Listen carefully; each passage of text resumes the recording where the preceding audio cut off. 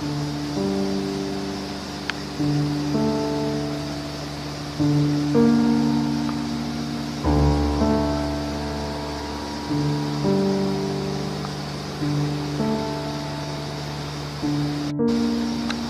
is Bruce Haney, and today is August the 8th in the year 2015. It happens to be the 85th birthday of my sister Norma. So Norma, to you we say happy birthday. I'm going to tell a few stories, little vignettes of my life, part of which of course makes up the fabric of my life. And I'm doing this for posterity, for my children and grandchildren and perhaps great-grandchildren. Just a few stories. I have 3 brothers and I had 3 sisters.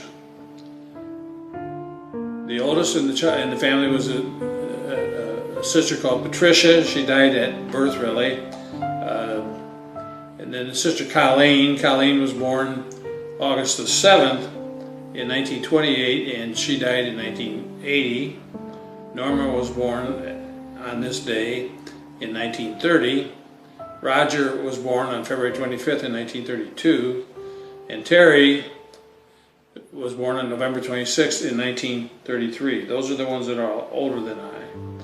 My date was February 1, 1935, and Brother Tom was July 3rd in 1939. I grew up, we lived at 2326 South 33rd Street, between Martha and Arbor Streets, a neighborhood filled with lots of kids.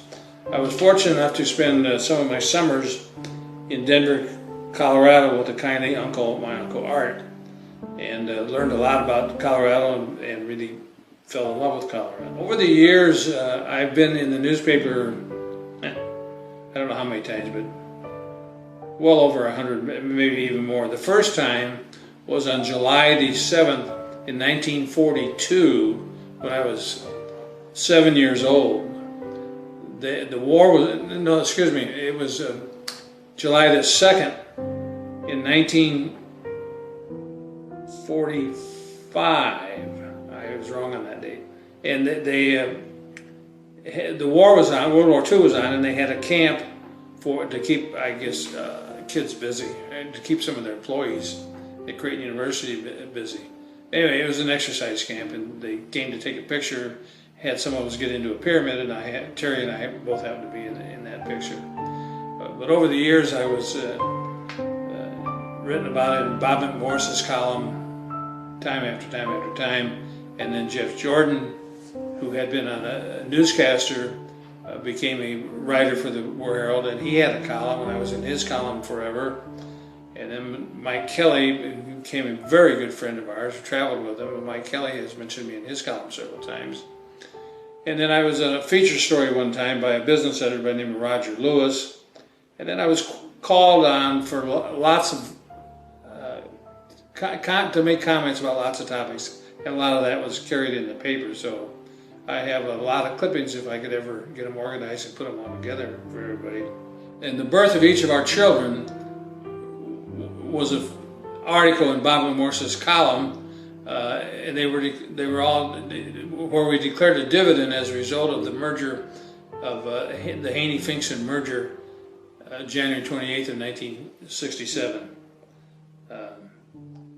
I've been a broker my entire career from age 24 to age 75. I was inducted into the first ever Stockbroker Hall of Fame. That's so many years ago, I can't begin to tell you how many years ago. And I served for 20 years on the Security Industries National Investment Banking Committee, where we met in Washington, D.C. 2 and 3 times a year for well over 20 years.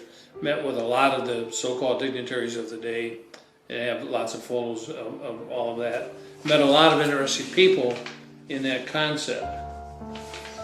In 1970, I was asked to join the associate board at the College of St. Mary, and this began a 25-year career. Every day for the next 25 years, I was on some sort of a committee or heading up a board, all involved in Catholic education.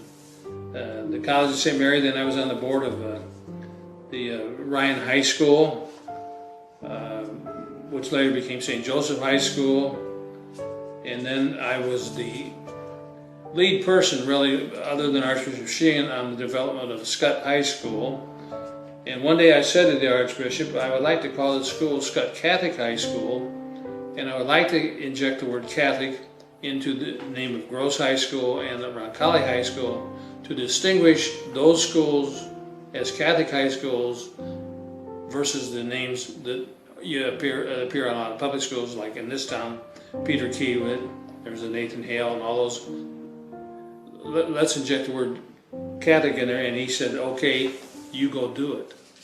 Well, to build Skutt High School, you had to have a finance campaign, and in raising the money, he told me that he would give each of the other Catholic high schools, which would include Faith Prep and Marian and Mercy, $500,000, and for them to, from the campaign, and for them to meet Skutt High School head on. And they all did that. But that was very interesting that he asked me to be the one to go around and tell him all that. And then along that line of involvement, the saddest day was Archbishop Sheehan had retired and was replaced by another bishop who did not understand maybe some of the ways of how everything was going in Omaha. And he asked to see me because the Skutt Catholic High School had just opened. He asked to see me, and I figured that I was being called down there to be thanked for building the school and just theoretically handing the keys. Instead, he said to me, I just want you to know, if I had been the Archbishop, you never would have built that school. And I say, I can't believe what I'm hearing. Why would you say that to me? It's all done and built and paid for. Why would you say that? He said, because I don't believe in Catholic education. And he says, you happen to be on that committee called the Archbishop's Committee for Education Development. I'm going to take the word education out of there. Well, that was another sting because my father was one of the men who started the Archbishop's Committee for Catholic Education and raised the money to get that started, and it was a board of maybe 40 people when I was on it, and he wanted to take the education out of that. Well, the bottom line with him was that he soon learned that there were a lot of people on a lot of boards pro-Catholic education, and that's why they were in place, and they were taking care of everything on their own. Did not need any boost or assist from him. But I could not believe I had to say that. All my life, most of my adult life, married life, we have enjoyed the privilege of having Christmas Eve Mass at our home. This is kind of a little bit of an underground deal because the Archbishop doesn't want home masses. It shows favoritism. However, we were always able to get a Jesuit to do it, and so many years it was our internal rule, unsaid, that it had to be the Jesuit who was the head of Great Prep, and so for many years it was. But we're now well established with a wonderful, wonderful Jesuit priest, and hopefully we'll hit 50 years of having private home masses on Christmas Eve. It's been a wonderful, wonderful. In 1977, I was able to get my firm, Piper Jaffray, appointed as financial advisors to the Omaha Public Power District Board. That became the largest public financing client of the firm ever. We did 3 bond issues of $200 million each during that time. We funded a brand new power plant built near Nebraska City, a coal plant, and then we refinanced higher interest debt bonds that they had, called them in, replaced them with lower interest ones.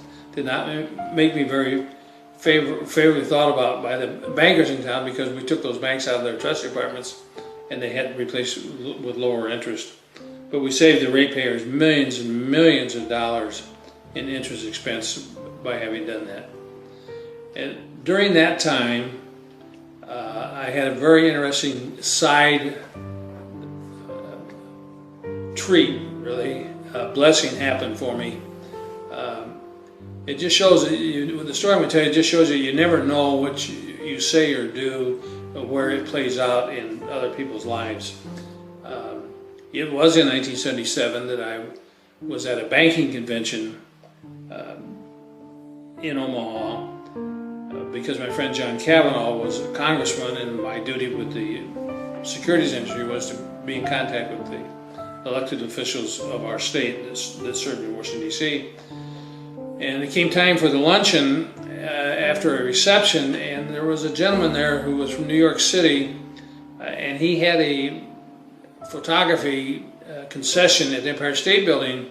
When you took the elevator to the top of the Empire State Building to get the view, there was naturally a reception room there, and he dressed people in old-time costumes, George Washington, whoever, and they would take their pictures.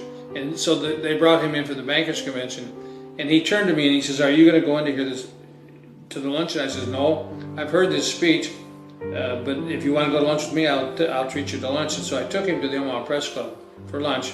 Omaha Press Club being a very nice facility, club membership only. He could not have gone there on his own.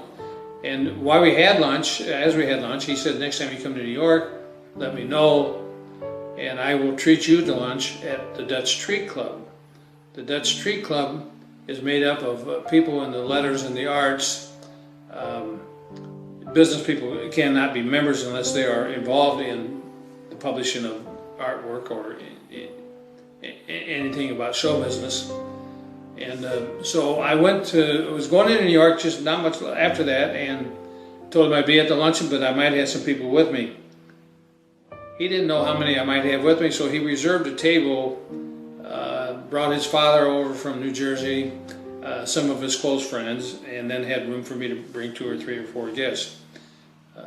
One of the first people I met at the time, as I walked into the room, was Isaac Asimov, who was the largest science fiction writer in the United States. Well, as we got seated at the table, the chair on my right was empty. The speaker that day was Ruth Gordon, who was a very well-known actress, talking about her career. And at this point in time at the Dutch Street Club, women couldn't be members, but they could be guests, and they could be guest speakers. And as Ruth Gordon is speaking, this little Chinese gentleman comes in and sits down next to me, and he says, "Hello, how are you? Who are you? Where are you from?"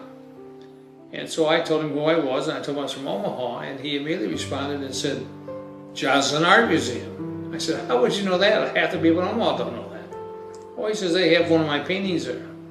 And the Union Pacific Railroad, they have one of my paintings. And the man that, I can't remember his name, who's head of the university there, he has one of my paintings." So I asked this gentleman for his card, and he reached down, and on the outside of his pant leg, between the knee and the cuff, he had a little button pocket there, and in that pocket he had his business cards. I had noted when he sat down that the stem of his glasses were red, white, and blue. His suspenders were red, white, and blue, and as his suit jacket went open, the lining was the American flag. Turns out this gentleman's name was Dong, D-O-N-G, Dong Kingman. At the time, a highly successful, extremely well-known watercolorist, traveled the world many, many, many times. So as we're parting from the luncheon, he says to me, "I'll give you a call tomorrow, we'll get together for a drink." And by golly, the next day at 8 o'clock, he's on the phone, wants to know what we're doing. And I said, "Well, we're going to go to a Chinese restaurant. You can join us." I didn't know if he was married or whatever. And he says, "No." He says, "I'll give you a call tomorrow morning." Now, he lived right next door. We were staying at the Plaza Hotel, and he lived right next door to the Plaza Hotel, the building right next to the Plaza. Next morning at 8 o'clock, he calls, says, "What are you doing tonight?" And I said, "Well, we're going to go to see Yul Brynner and the King and I, but we do have 2 tickets right next to us they're holding for me. If you'd like to go, we're in I think the second row right in the middle." He says, "Yul Brynner is a friend of mine. I know him very well. I'm working on a project in the theater district. Meet me at the Stage Delicatessen at 11 o'clock. I'll be done with my project. You'll be out of the theater." Well, the next phone call I got was from Gene Foley, who had been head of the Small Business Administration under President Kennedy. And I asked him about Kingman, and he said, "Well, Bruce, everybody knows who he is. He's had paintings that sold for millions," which really wasn't quite true as I got to know Kingman. But anyway, we found out there was a book written in 1967 by Kingman and Herb Caen. Herb Caen was an author, a columnist in San Francisco for over 40 years. They published a book in 1967, which was the year that Marlene and I got married. And it was about San Francisco, and that's where we had honeymooned. So we did track down a used copy of the book. It was out of print. This would be 1977. And we took it to, when we met Mr. Kingman, and lo and behold, he had a package of stuff for us, and he pulled out his package, and Time Magazine Asian edition, at Christmas of 1976, the cover was his, and inside were 8 or 10 pages, copies of his work. This is a current issue. This is just like in maybe March of '77 that we met him. Well, it turned out he had been on the cover of Fortune magazine. He'd been in his first permanent collection in 1935, the year that I was born. At the time that we met him, he had artwork in every major museum in the country, and there had been some videos, there's some movies made about him for art circles, books about him. He had an incredible, distinguished career, even before I met him and helped him along on his career. But anyway, when we left New York to come back home, he called and said he had the book that we on City on Golden Hills, and that he had fixed it up for us. He wanted to give it to us. So he came over and had breakfast with us at the plaza, and opened it up to a page that was, for the most part, blank when it was published, and he did a sketch on there for us and autographed the book to us. Came home, wrote a nice thank you note, got a nice letter back. We're going back to New York. We're going to have a big dinner. He's in town. He's available. And that went on all through 1977. Each time that we went to New York, Kingman was in town and available. And then I found out that he knows everybody in New York, and everybody knows him. And he would take us to the Sage Delicatessen, and when we were with him, we never, ever got a check. In fact, this went on for 20 years. Every time we ate at the Sage Delicatessen, the house picked up the check if Kingman was with us. It wasn't because of me, of course, but it was because of Kingman. And on their walls, they had hanging some of the prints of his artwork that had been made into posters. He did do their front of their menu for him. He didn't do commercial art, but he did that as a friendship and because he did eat there for free. And that was kind of a whimsical artwork that he did for them. One of the people he introduced us to was Douglas Fairbanks Jr. and his wife. Douglas Fairbanks Jr. Was an actor, and he had been very involved, truly as a hero, in a lot of kind of spy work in World War II. And the night we met him, he had just published a book called It Was a Hell of a War, and so we bought several copies and took him to dinner, and he autographed them all. Said, "Gee, you sure have good taste in reading." One day I got a phone call from Kingman, and he said, "Bruce, let's go to Mount Rushmore." And I said, "Gee, that's a good idea. I've never taken my kids to Mount Rushmore. Take them to Disneyland and Disney World and all around, but never any place in the Midwest. When do you want to do that?" He says, 2 years from now. And I says, 2 years from now? He says, "Yes, I have to schedule myself out quite a ways, and I'm really quite busy during the good months of working outside until then." So I made a note of my calendar, and sure enough, 3 years go by, he calls and he wants to go to Mount Rushmore. And he said, "Could we go to the Tetons first? I'd like to paint the Tetons." I said, "That'd be fine with me." Then one day he calls and he says, "Bruce, is it okay if Pete goes with us?" And I said, "Listen, this is America. Pete can go wherever he wants to. But who's Pete?" "Oh, he owns the 21 Club." I said, "Oh, that'd be great. We'd love to have Pete." A week later, he calls me and he says, "Bruce, I'm over at the 21 Club, and while I'm on the phone with you, Pete's on the phone with Senator Alan Simpson, senator from Wyoming. Can Senator Simpson go with us?" And I said, "This is America. Senator Simpson can go where he wants to, but that would be great. I'd love to have Senator Simpson." So we drive out to Wyoming to the Tetons, and there's no Pete and there's no Senator Simpson. And so I said, well, where's Pete? He said, well, the fish were biting 2 weeks ago, so Pete's been here and gone. And Senator Simpson would be here, but he had to be here last week because President George Bush I was here wanting to be in Lincoln, Nebraska this week, so they got switched around. But he's invited to his house for July 3rd and July the 4th, and he'll be back. Well, when we get to Cody, Wyoming, where Senator Simpson lived, there's a huge Rembrandt museum out there, and this is filled with Rembrandt guns and Rembrandt paintings. And in looking at all these paintings, they're donated by Pete. I mean, it had to be millions of dollars worth of Rembrandt paintings that he had bought and placed in this museum. The grand dame of the museum had a home that was built just for entertaining. The living room, dining room area would hold 200 people. All the other rooms were normal size. So we got invited over to this grand party because of Kingman, of course, and he got invited because of Simpson, and it was a most delightful way to spend the 4th of July. It was just wonderful.